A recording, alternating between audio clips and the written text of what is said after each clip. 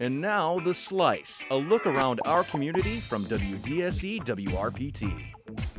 P-47 fighter pilot Loren E. Hintz had been killed in action during World War II.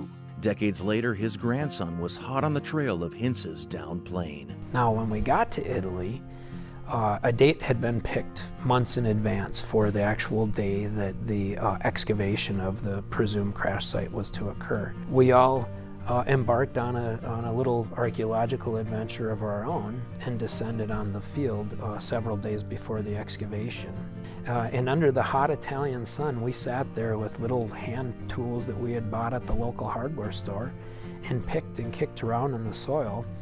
And within a matter of minutes, we started finding fragments, aluminum fragments, fragments that had indicative signs of painting that one would expect to find on aircraft material, and even exploded rounds of ammunition.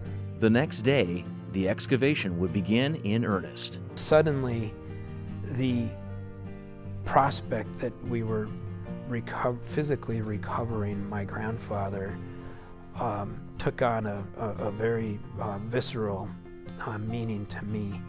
And I honestly had to step back from the excavation and just walk several hundred yards away, and looking at my mom and wondering what she was thinking, and looking at my uncle and wondering what they were thinking all these years later, having not grown up with a father, having never imagined that they would have one day been sitting in a farm field with 3 generations of Loren's family, ultimately finding the spot where he made the ultimate sacrifice. And so I certainly was proud, but I certainly felt a sense of Loren's spirit with everybody in that entire situation.